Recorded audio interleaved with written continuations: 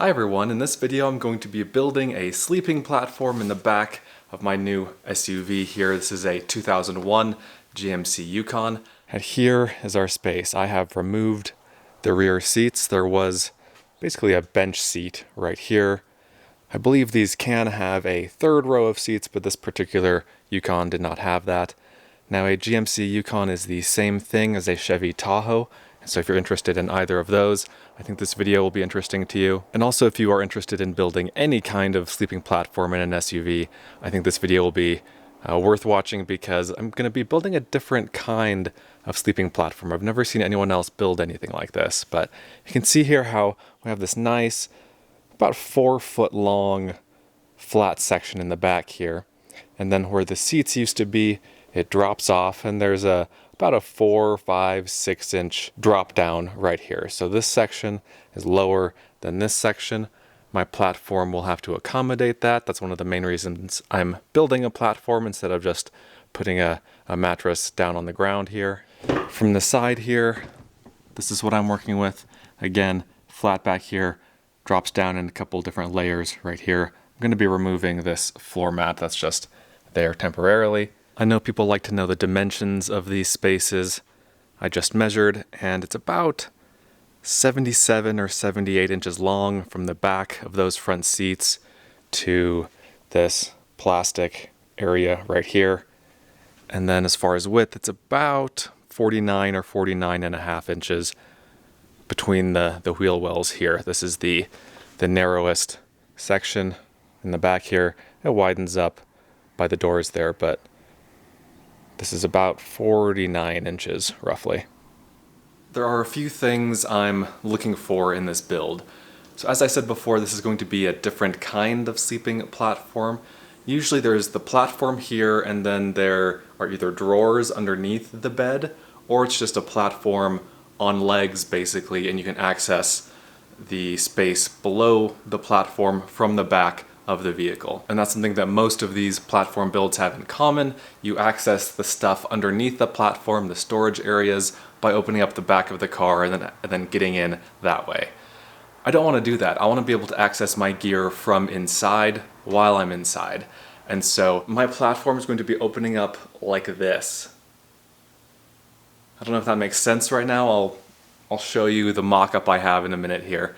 But that's the main goal here. I think that for me personally, how I travel, how I store my stuff, and how I want to access my stuff, that makes the most sense for me. I also want this platform set up more or less all the time, full-time for sleeping. I don't want to have to get to a campsite and then unfold things and lay the mattress out. I want everything to be already set up once I get to a campsite. One thing I'm going to try to do with this build is have my camp fridge, my 12-volt fridge, and my portable power station, in my case that's the Jackery Explorer 1500, underneath the platform. So the platform has to be tall enough to hide those underneath it. I don't know if I'll get that right the first time, but ultimately that is the goal here. So this is going to be the overall design. Let's go to the frame section of it back here. So this will be the rear section. These are 1x8s. And this will be the front section. So basically this back here will go over the flat part in the back, and then this right here will extend out in front of that over the seat section right here. And there will be legs, a few legs on this to hold that up. And then these pieces of plywood will be on top of the platform, forming the actual top surface of the platform. And then these will all be hinged so that, again, I can open them up like this. And so, for example, if I'm sleeping on this side, I'll be able to open up this side of the platform to access stuff inside there. So these are all 1x8s. These pieces of lumber here, these are all 2x2s. And this is all, I believe, 3/8 inch plywood. I got all of these pieces cut at Home Depot. I didn't have to do any of this except for cutting these 3 pieces right here. These were a little bit too long, so I had to cut them down by a couple of inches. These are the remnants, the couple of inches that I cut off. So I think the first step here, and I should say this is not a how-to video because I'm not entirely sure what I'm doing. I'll show you some occasional progress, but this isn't a step-by-step video because I'm sure I'll have to backtrack and make changes along the way. So bear with me here. I'm not a carpenter, not a woodworker. I don't really build things, but hopefully this will work out more or less like I have planned in my head here. So the first step, I'm going to, I guess, frame this up. I'm going to use some screws. Where are my screws? Right here. Going to use these screws, going to put a couple in each end here. Ultimately, once I have this design finalized, once I have it the way I want it, I'll use some wood glue and I'll make it really nice and everything. But for now, I'm just going to tack it together with some screws so that I can easily take things apart if I need to and change things around. All right, let's get started.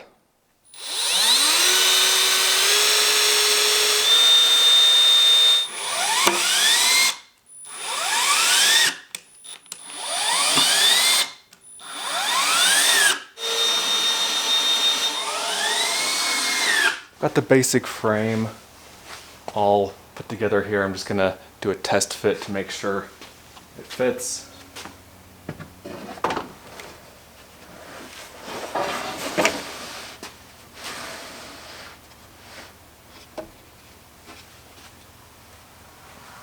Yeah, that looks pretty perfect. It's a good fit. Let's see what it looks like from the side here.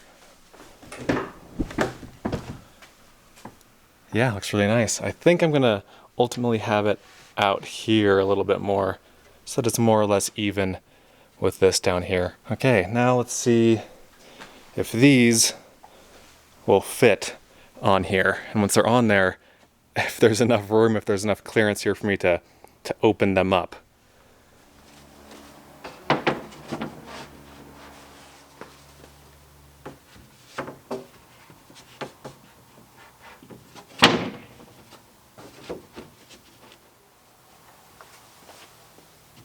Things are starting to take shape, and I think I do have enough clearance here for these to open. Again, these are 3/8 inch thick, so I just need 3/8 of an inch. Because once they're hinged, once I open it up like this, it needs a little bit of breathing room right here. Same on this side. It'll be a tight fit, but I think this is good enough. These are the hinges I'm using. Again, they're from Home Depot. I've got a bunch of them here. I think I'll start with putting 2 on each piece. Then I have enough to put a third one in the middle once I, again, have everything finalized.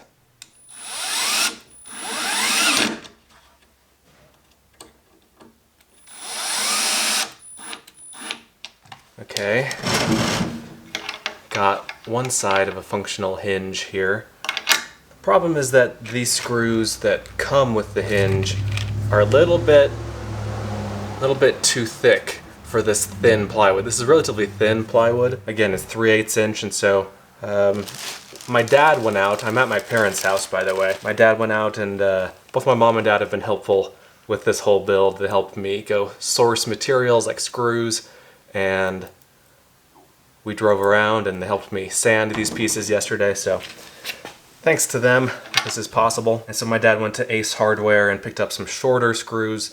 I think they'll still poke through a little bit, but that's not a huge deal. We can file those down or do something to blunt any sharp tip that does poke through.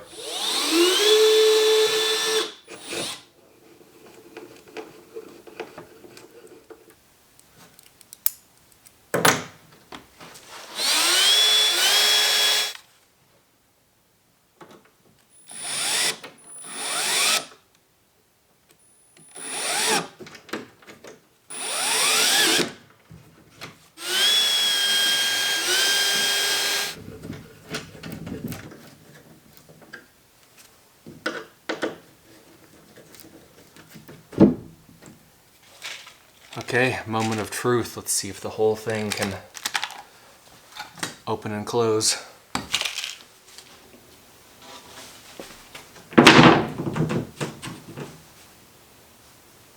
Yeah, I think that works.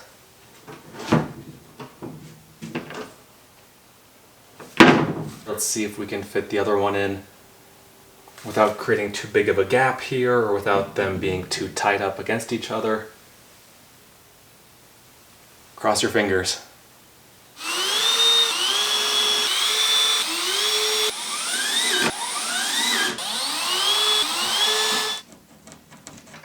Well, miraculously, it fits and it works, as far as I can tell, pretty perfectly.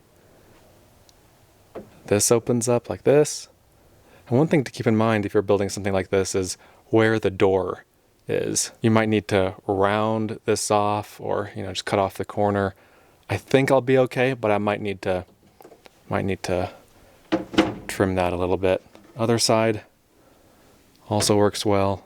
So far, so good. So the next step is to put some support pieces in the middle here. The original plan was to put this on the inside right here to give support for the middle. What I think I'm going to do is cut another piece this exact length. This one is about 1/2 inch too long. We have a handsaw just right here. I'll take that, chop 1/2 inch off of this thing so that there are 2 support pieces right there. And then at some point I might add one going across each section. But for now, I don't know exactly what I'm going to be putting back here. I might be putting long things back here, so I don't want to have something that cuts me off in the middle here. But yeah, let me go ahead and cut this to length, and then I'll install both of the support pieces in the middle.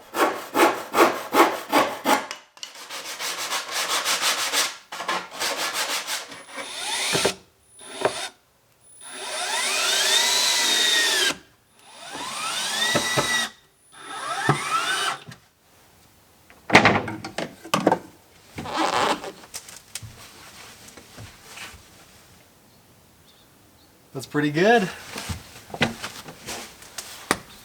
And I can set up on here too. I think I probably will need to put... I think I will need to put a horizontal piece in at some point. It's solid, but it does creak and sag a little bit, so I think it would be best to do that at some point. I'm not going to do that today. Let's go ahead and start on the front portion, the front piece. So this is the frame of the front section, the top of the front section. There will be legs, also made out of 2x2, that I'll be cutting from this longer piece. I didn't have these cut at Home Depot because I didn't know exactly how long I would need them to be. I'm going to join each point here, each part here. Going to connect each junction with a couple of these screws, if this will focus. There we go. And on top of that will be these other pieces of plywood here. Those will also be hinged, like the back doors, but they're going to be hinged in an interesting way. Kind of an odd way. I don't know if it'll work out in the long term, but I'm interested in trying it out to see if it'll work. I'll get more into that in a little bit, but let me first just put this part together here.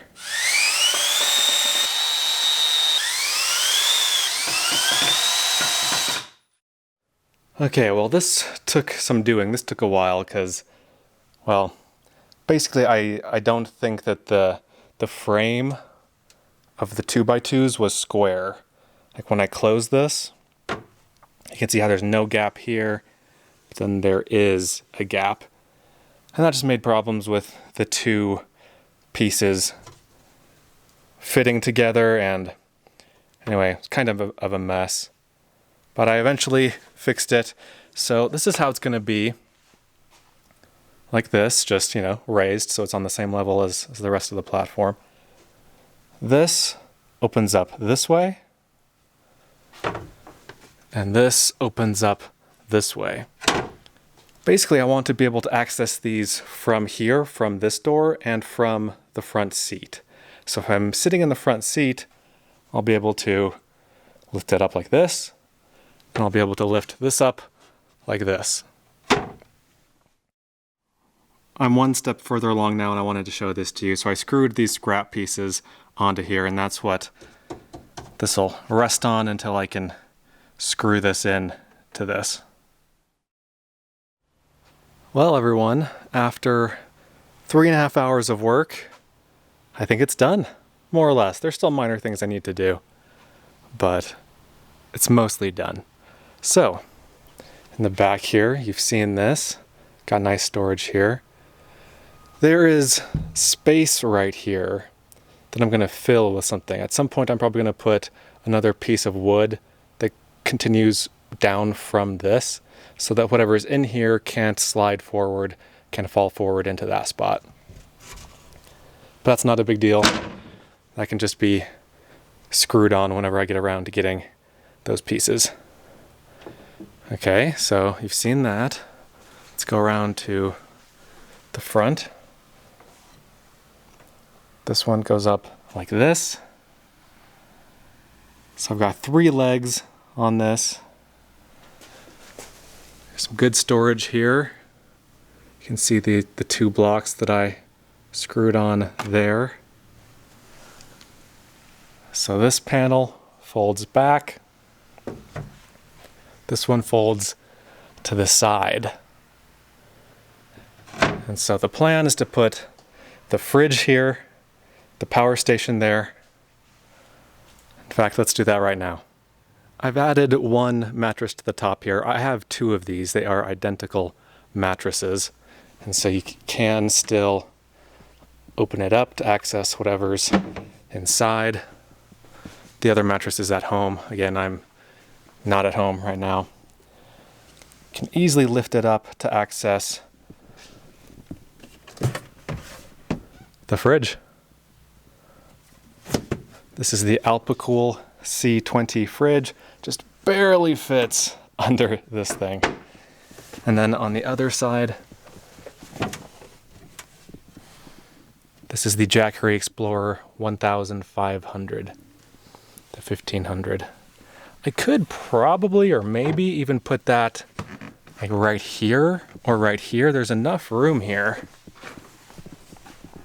Might be able to fit the Jackery there, which would give me just a ton of storage space over here, but that'll all be figured out as I actually use the setup.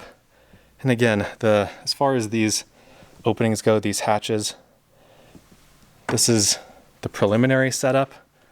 I might switch that one to also go the same way. Or I might do it some other way, I'm not sure yet. And so if it's just me traveling without my wife, I'll be here and I can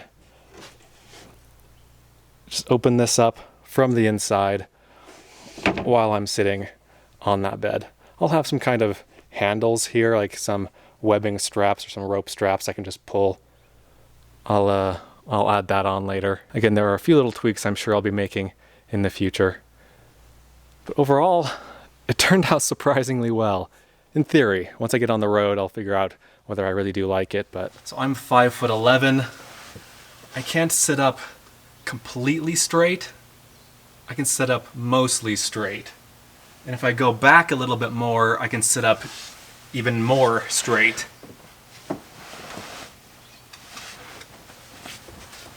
And if I lean up against the seat here, the front driver's seat, basically I'm sitting perfectly straight. Slouching maybe a little bit, but I mean, this is perfect. I'm really happy with this. So it's been a couple of weeks. Let me show you some of the changes that I've made. And my wife and I have used this on a trip for a couple of nights, and overall it's great, it works really well. But like I said, I have made some changes and I will probably continue to make some changes in the future. But let me show you the changes I've made since the last part of this video. So the first change is that I screwed some grab handles on here. So there's one for each side. This is just webbing, and I used some short screws to go through the webbing into the top surface here. The second thing I did was that I wanted some supports to prop these open when I was putting stuff in or taking stuff out, so that I didn't have to use one hand to hold it up while putting stuff in. So that's what I did.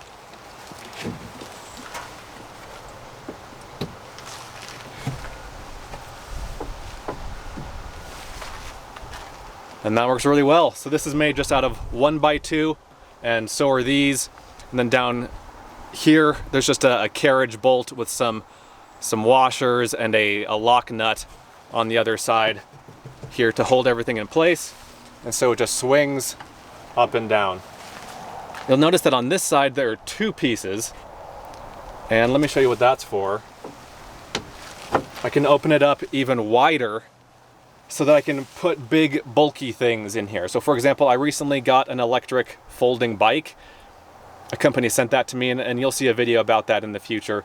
But if I want to take that with me on a trip, I can now put that here, and having these supports here will prop this open. Now I could just remove this, could just remove you know, one of the sides, unscrew the hinges and just remove the top thing. But the plan is to just do what I showed you. I have one support here on this side, then I don't know if you can see it, there's another one in the back right there. And so it'll hold this side up pretty well. And so again, I can put big bulky things back here when my wife isn't with me on a trip. And the reason I have these two blocks here, like the two notches instead of just one, is that when there's a mattress on, this won't go vertical because there's, you know, a few inches of mattress going up against here. So it'll only go to a certain point. It won't go straight vertical. And so in that case, I put it in this notch. But if there were no mattress, I could move this up further and then notch it here. And that's what I've done on this side. And so a closer look at the little hinge part here, just like I said, a carriage bolt and a few washers and a lock nut. Another thing I did, another change I made, was that I anchored this down with some cargo straps here. So there are some tie down points in the back, one right here, one right there. And so I just used these cheap tie down straps from Harbor Freight to go around the tie down and then around the frame here. And it is, I mean, it is solid. It can't go anywhere. So that's really nice. It'll cut down on this just moving when I'm driving down a bumpy road. And also it helps position it exactly where I want, forwards and backwards. It needs to be forwards enough that the corner here doesn't stick out so that I can close the rear door here. But it also needs to be back far enough that I can still open up the hatches and not hit the front seats there, if that makes sense. One other thing I did was add this piece. This is a 1x6, a 48-inch wide 1x6 that I just screwed into the existing frame. And again, if you remember, that was just to stop things from going forward into that forward section. I mean, it's still open a little bit on the corners, but that's not a big deal. I'm just trying to keep big things from moving forward there. And then in general, I strengthened it quite a bit. So I think in the first part of this video, I had just 2 hinges on each side. Now there are 3 over here and over here. And then I put L brackets in just a bunch of different places. And I'll probably be adding more in the future because, hey, why not? But in every corner on the inside here, I have L brackets. And then on the legs in the front here, let me go show you. Let's see. Yeah, like right there, you can see the L bracket. And right here on this front section, you can see some L brackets. So again, just to strengthen everything, make it tough, make it more rigid. I added more screws in general, and then also added more L brackets. And again, here's a better look at that front piece that I just screwed on here. As far as things that I want to do to this, I'd like to add some screw-in U-bolts along the inside here, so that if I do have a bike, a folding bike, or if I have, you know, anything here that I need to secure, I can use ratchet straps to secure that there by using the U-bolts. I've got some ordered, but it'll be another week or so till they arrive. So those aren't going to be in this video, but picture that in your mind's eye. And then one thing I'll probably change in the future is that these are already starting to bow a little bit. And I knew that was a possibility, but I wanted to go with the lighter weight surface here. Again, I think this is 3/8 inch. I think 1/2 inch or 3/4 inch would definitely be better. I certainly could add a support in the middle here. Let me see if I can do this one-handed. Okay, I certainly could add like a leg right here to go down and support the middle section to keep it from sagging. I could add a cross member here, a piece of wood going across this way, but I want to keep this open so that I can put like long things here, and having a piece of wood crosswise would get in the way of that. So I think for now, this is fine. For the short term, you know, it'll work just fine. I think that maybe next year I'll work on that, but for the rest of this season, this'll get us through here. And that's it. Thanks for watching. Hope that was helpful. I hope that was interesting. I'm not going to give exact blueprints or dimensions or anything like that. You're going to have to figure that out on your own. But I hope this was helpful just to get some ideas flowing to show you the kind of thing that you could build in your rig. Again, this was built for my needs and what I wanted in a platform. Your needs and your vehicle will likely be different. But still, thanks for watching. And again, I hope this was helpful. And I'll see you guys in the next video. Be sure to check out Adventure Know-How, my new site, where you can gain access to a map of all of my free campsites, plus monthly bonus videos that you won't find anywhere else. Learn more at adventureknowhow.com. And for links to everything else SUV RVing related, visit suvrving.com. Links to these sites and more will be in the video description.